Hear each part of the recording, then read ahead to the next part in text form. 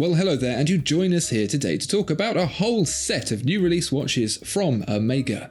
But are they any good? If you're looking for a pre-owned Omega, you can find one at watchfinder.com. Tom, there has been a glut of new releases. We're completely unprepared. This is outside of the usual designated release period. But I'm pretty excited. Unprecedented batch of watches from Omega. Some lookers amongst them, but also, as with any new release, some confusion. This is the Summer Blue selection, the Seamaster Summer Blue. And there are 8 new watches with a variety of different straps. They've all come at once, and they seem to be following a rather nice smoky blue theme. Tom, how do you feel about the whole experience of this new Omega release? My first reaction to it was summer blue. That sounds nice. That sounds lovely and fresh and summery. And then when I got onto the product page, it was very murky and dark. And actually, it wasn't that summery. It was like the dark abyss of the ocean. And you had to laboriously scroll through to see every model. And it was, not very fun, which is what I associate with summer, being fun and that. They're a little bit confusing. There are some of the watches in this collection that are quite summery, but most of them are quite murky. I'm not sure. But generally, a nice batch of watches, but I don't think Summer Blue collection is quite the catch-all title that it implies. Yeah, dear Omega, we're not in 2005 anymore. Flash, slow-scrolling websites that feel like you're trying to write with your left hand are not a pleasant experience. But some of these watches are really nice. They generally are inspired by this blue hue, the smoky fume-style dial, and light blue markers, which come together to have a nice little bit of pop and fresh. And I think in the light, in the real, they probably really do look rather tasty. But there are 8 of them, and it highlights a little bit of I won't say problem, but a question about the Seamaster lineup. Let me just very quickly run you through the watches that are in the Seamaster Summer Blue collection. Okay. There is the Aquaterra, which is inspired by the Seamaster 300 from 1957. That's $6,400. There's the Aquaterra, but with the teak deck style dial, which is also inspired by the Seamaster 300 from 1957. That's $7,000. You've also then got the Aquaterra World Time, which has the etched globe in the center, which is inspired by the Seamaster 300 from 1957. That is $9,200. You then have the Diver 300M, which is inspired by the Bond-style Seamaster of 93, which in turn was inspired by the Seamaster 300 from 1957. That's $5,900.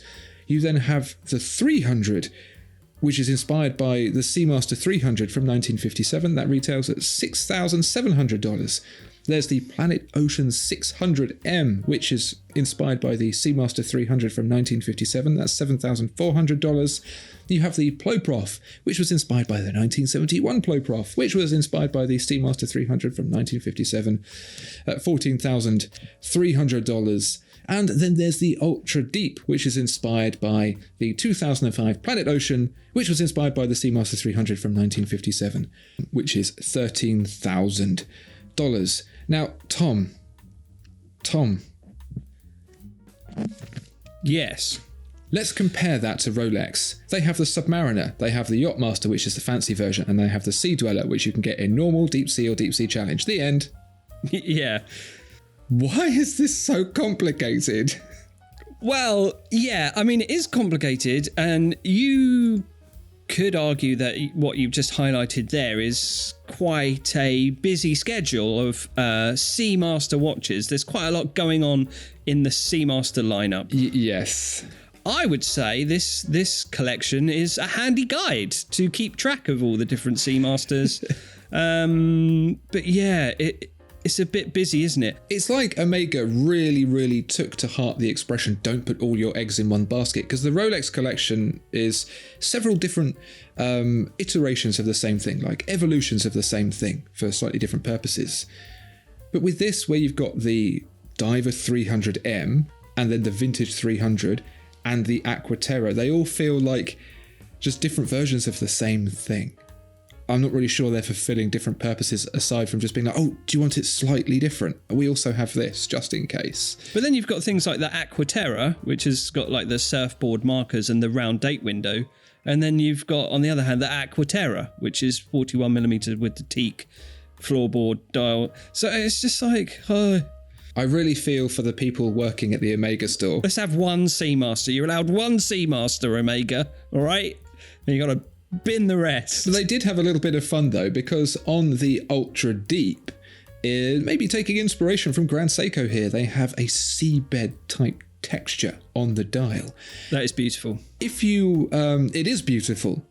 And if you would like to see that ruined, take a UV torch, shine it at the dial, and you will see a little motif that says Omega was here. You know, like in the toilets. Yeah. Written on the side of the wall. Yeah. Weird. I'm going to describe that as fun/crap. It is weird to deface your watch in such a way, and especially with the UV thing, like a police detective would come in and shine a black light on a hotel room. And then you'd see the mad scrawlings of the serial killer. That's the vibe that I'm getting from that. Omega done it. There is a guy in the industry called Second, and he does like these, he defaces watches, he kind of reconstructs them in this kind of way, and it's fun. This feels like the corporate fun version of that. It slightly misses the mark, but the actual watch is really cool. Another theme across all of these watches is the update of the hippocampus on the case back. See anyone you recognise, Tom? Yes, I'm loving this. This is actually quite cool. So you've got like, I don't know who that is, Poseidon or King Triton, and he's just like catching some mad surfs uptime, spit right out of a barrel roll, and he's getting pitted on a crest of a wave, and it's just really gnarly. Yeah, so that's cool. Yeah, you got Jason Momoa being dragged along by two hippocampuses. Campi? Yep. But yeah, really cool. I really like that addition. Dear viewer and listener, what do you think of these 8 new watches and their hippocampi friends? Let us know down in the comments below. Please also like and subscribe, and check out your next Omega over at watchfinder.com.